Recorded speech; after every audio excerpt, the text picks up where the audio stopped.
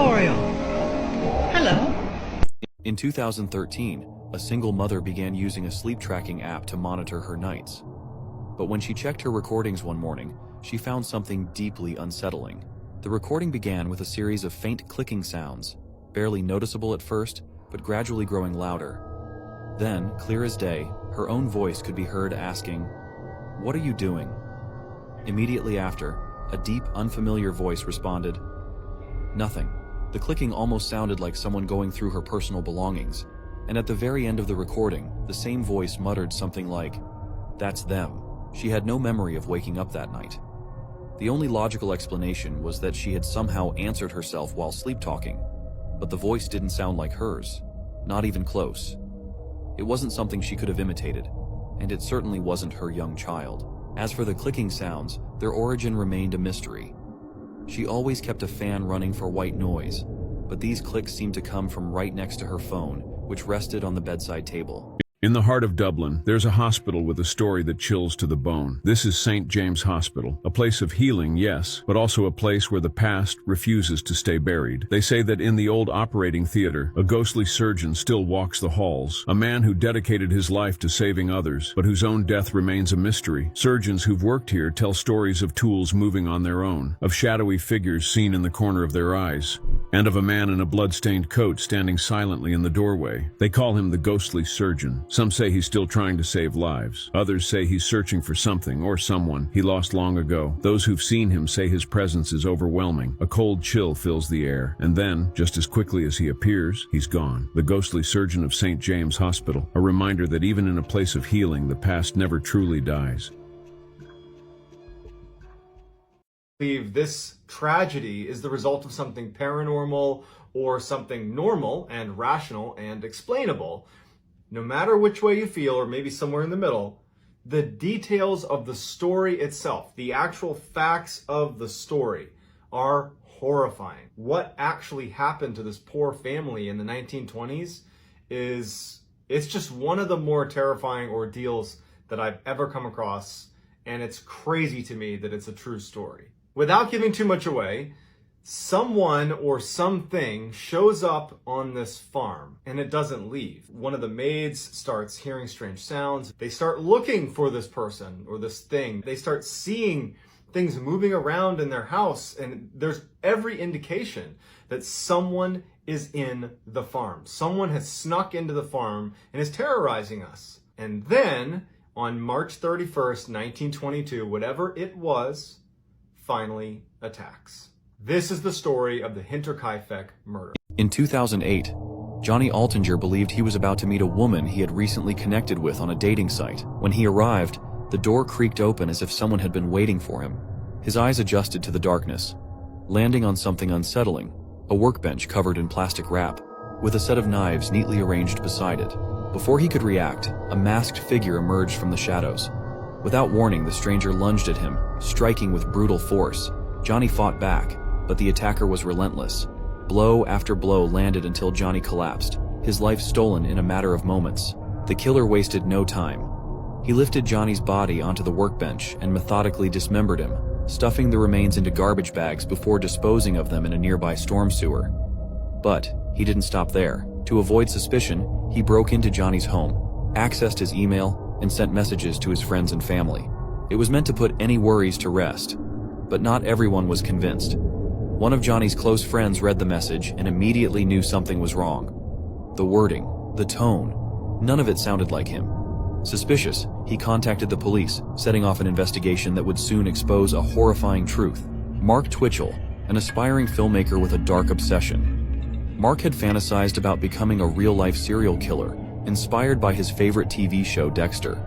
But his attempt at the perfect crime had been riddled with mistakes, and now the police had everything they needed to arrest him. Sometimes true for stranger than fiction. The case of Richard Trenton Chase is a story which even the most depraved horror writer would struggle to create. Over the course of 4 weeks spanned across 1977 and 1978, Richard Chase took the lives of 6 innocent victims in Sacramento, California.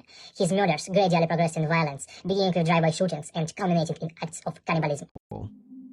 We were surprised to get a call back later that day to have us come in for questioning about something. Turned out, the tent we saw belonged to a missing person that had been gone for over a month. They searched the area, but found nothing else. They showed us pictures of the missing person, and both Matt and I were sure it wasn't the person we saw, which is extremely disturbing. Likely that person had something to do with the disappearance of the other person, and had Matt not woken up and scared them off, I probably would have been missing too. This was only a month ago. It was late September, and where I'm at, we were having a lot of rain. Pretty much every day, it was pouring down. I work as an outdoor security guard for a warehouse on the outskirts of the city, so rain doesn't exactly make my job any more enjoyable. Luckily, the company I work for lets me stay inside on rainy nights, but it always made the shift go by a lot slower. Instead of getting to roam around outside the building, I just had to stand by the glass entrance doors and watch for anything. Anyway, this night I got in at 9, locking up the place after all the employees left. It was pouring outside, so I stayed in and stood by the door, and honestly just tried to stay awake. There was nothing to see except rain and the occasional thunder and lightning.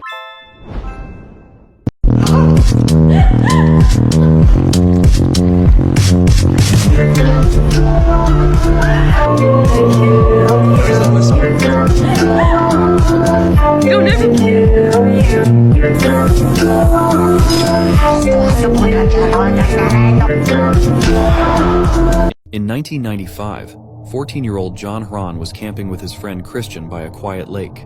The night turned tragic when a group of teenagers approached, blasting offensive music from a stereo. One boy threw a beer can in John's face, demanding he say, "I love racism." After he refused to say it, they became enraged. The group brutally attacked him, punching and kicking him as they laughed.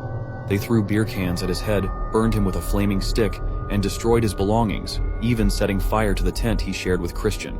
Throughout the night, the group taunted him, pretending to apologize and offering beer, only to hurt him again. Eventually, they pushed him into the lake.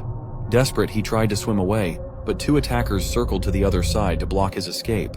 They threatened to harm Christian if John didn't return, forcing him to swim back to protect his friend. Once back on shore, the group resumed their assault, hitting him until he lost consciousness.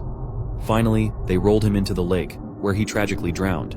Daniel Hansen, Mikael Fjellholm, and two other attackers, whose names were withheld due to privacy laws, were all sentenced to several years in prison for their horrific crime. This ice cream shop owner's secret ingredient was truly disturbing. Buddy Sweet was the owner of a very successful ice cream shop called the Sugar Rush in Miami. During the 1980s, he was a local celebrity in the area, even appearing in a Bee Gees music video. Everyone loved him, and his famous saying, which was "My milkshake brings all the boys to the yard." For some reason, there was just something about his ice cream that would always leave you wanting more. Many of his customers would come by several times a day, every single day. When people would ask why his ice cream was so good, he would always say, "It's my secret ingredient." One day, a local food inspector would come into the shop in disguise and order just a basic ice cream cone for a reasonable price of $69. He really enjoyed the ice cream, but didn't understand the hype surrounding it. The inspector would go home that night and go to bed, but would quickly be awoken by a severe craving of ice cream.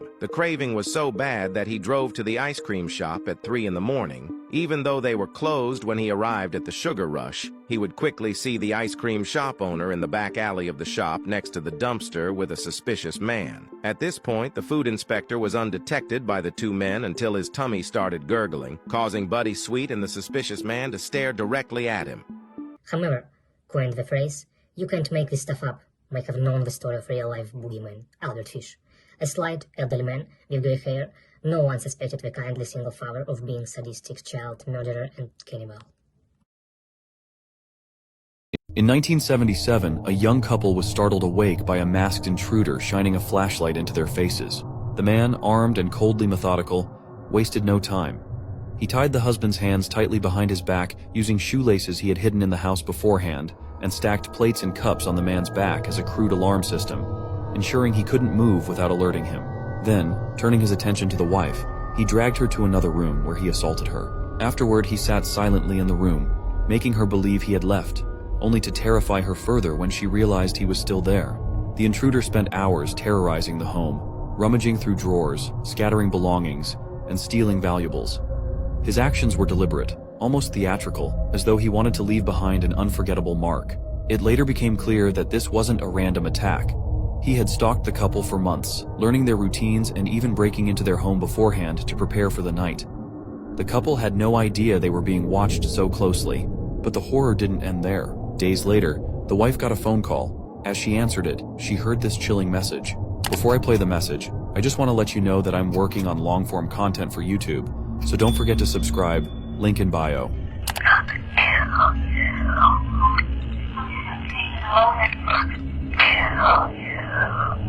This was just one of many attacks by the Golden State Killer, a predator whose crimes haunted California for years. It took 4 decades to uncover his identity. In 2018, Joseph D'Angelo, a former police officer, was arrested and confessed to his horrifying crimes. His capture brought long-awaited justice and some semblance of closure to his many victims. If you are inside your home with the lights out, do not look outside your window. Turn on your lights before you look through any window. Do not leave your home if you see a figure outside. Even if he is turned away, do not look at him. Lock all doors and windows before turning off all lights inside your residence. Hide in a small space and call authorities. Do not move from hiding unless you hear an unfamiliar voice. If you do hear a familiar voice coming from inside your home, do not move. He is inside. He is inside. He is inside. This toddler called 911, but when the cops arrive, you won't believe what they see. This 911 operator got an unexpected call today. She heard a heartbreaking voice. It was a toddler asking to see his mom. The operator was immediately put on alert. "Can you hear me?" But all she heard was a baby's voice. She couldn't understand it. Over the phone, she heard dogs howling and barking. The hairs on the back of the operator's neck stood up. When she asked if the child had a parent with her, the toddler whispered, "No." The operator couldn't understand what the child was saying. This worried her. But then she heard a rustling on the phone. She and her team frantically tried to keep the toddler on the line long enough so they could triangulate her location. Suddenly, the call ended. Luckily, she got the kid's location in time. She sent a couple of deputies to check it out. When the deputies arrived at the little trailer home, what they found was much worse than expected. The cabin was very dirty and disorganized. There were feral dogs everywhere. The cops still didn't know where the kids were. The cops heard screams and broke down the door. You won't believe what they found in Seed. Click on the plus sign for part 2.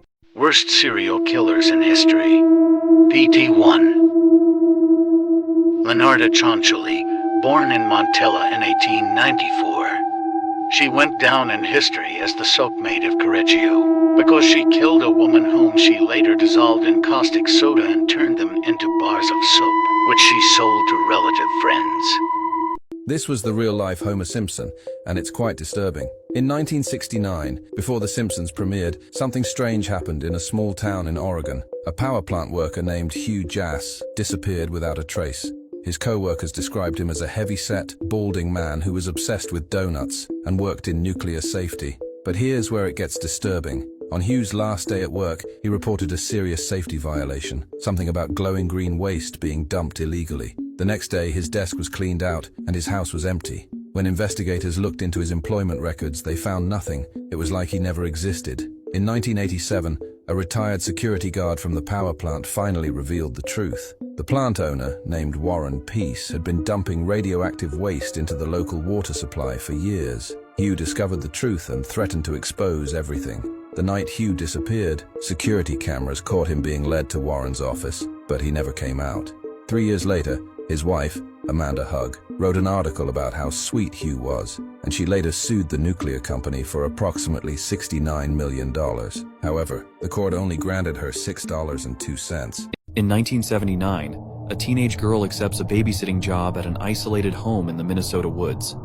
After putting the children to bed, she settles on the couch to watch TV, only to be startled by a phone call. She picks it up and hears heavy breathing, when suddenly a man's unsettling voice asks, "Have you checked on the children?" Nervous, she dismisses it as a prank and hangs up. 15 minutes later, the phone rings again. This time the voice asks, "Why haven't you checked on the children?" Panic sets in and she calls 911. The operator advises her to keep the caller on the line if they call back, allowing the call to be traced. Moments later, the phone rings again, and the voice snarls, "Check on the children now." Trembling, she keeps the call connected as instructed. Once more the phone rings. The operator's voice crackles through, urgent and frantic. "Get out of the house. The calls are coming from upstairs." Terrified but worried about the children, she hesitates before fleeing outside. She bolted out of the house, her heart pounding in her chest. There, a tall man stepped out of the shadows, his presence looming as he stared her down with a chilling intensity, and he asked in a cold, menacing voice, "Why didn't you check on the children?"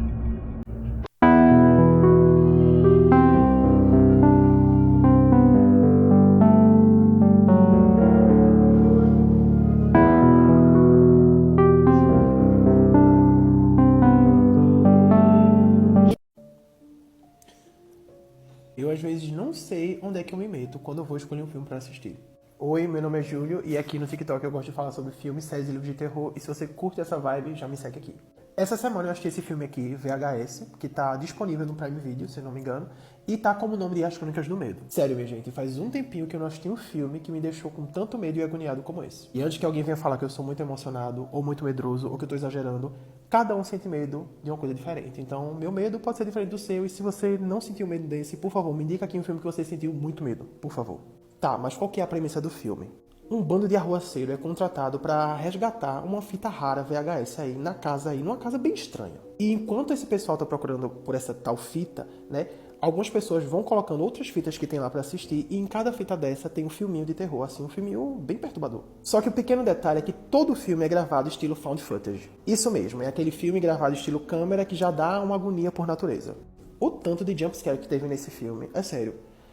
Eu fiquei sem ar. E eu tô vindo compartilhar aqui com vocês porque toda vez que eu compartilho um filme desses que eu fico meio que passando mal, as pessoas curtem. Então, se você gosta desse tipo de filme, de passar mal, assiste. Assiste e depois me conta. In 2021, a single mother woke at 3 a.m. to find a masked man standing silently in her bedroom doorway. For a few tense seconds, he just stared before suddenly rushing at her. He jumped on top of her, launching a vicious attack. Despite her desperate attempts to fight him off, she couldn't overpower him and began screaming for help. In a gruff, Batman-like voice, the intruder snarled, "You're going to regret this." After assaulting her, he demanded to know where she kept her valuables. He rummaged through her closet, grabbed what he could, and then ordered her to get up and walk outside. As they moved, he covered her head with a pillowcase. In the backyard, he forced her to kneel and issued a chilling warning.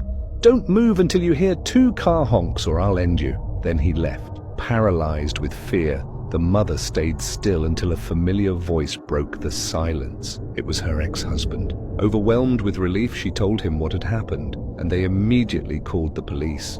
When the police arrived, they had no idea who this intruder was, but after further investigation, the police found out that it was the ex-husband himself. He set this attack up to try to win the woman's love back.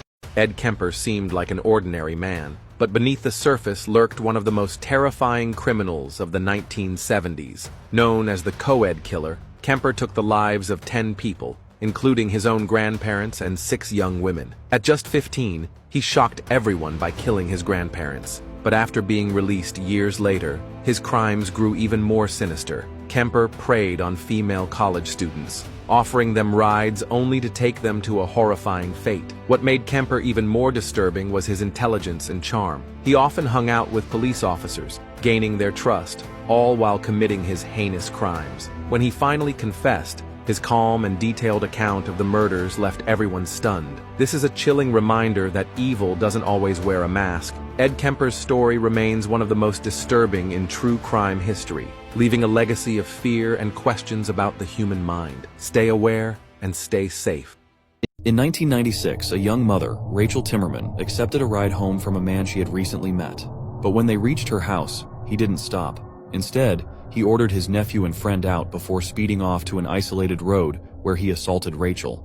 Desperate to escape, she pretended to enjoy it and convinced him to return to her house, where she quickly locked him out. Enraged, he pounded on the door, threatening to harm her daughter if she told anyone. When Rachel pressed charges, the man, Marvin Gabriel, retaliated by accusing her of drug use while on probation. She was sentenced to 5 months in jail. 9 days later, Marvin was arrested for the attack on Rachel, but the terror wasn't over. Upon her release, a persistent caller from the restaurant where she worked kept asking her on a date. She initially declined, but eventually agreed. The man insisted she bring her baby, saying he loved children. Rachel left home excited, hopeful for a fresh start, but she never returned. Days later, her father received a letter in her handwriting. The date went so well, we decided to get married and move to Arkansas. He was suspicious, but wanted to believe it was real. Until 2 fishermen made a grim discovery: Rachel's body, bound in chains and weighed down with cinder blocks at the bottom of Oxford Lake. Her daughter, Shannon, was never found. Unbeknownst to Rachel, the man who she went out on a date with was working for Marvin. It was his plan all along to unalive her and her daughter. Later, Marvin Gabriel was arrested and was sentenced to death.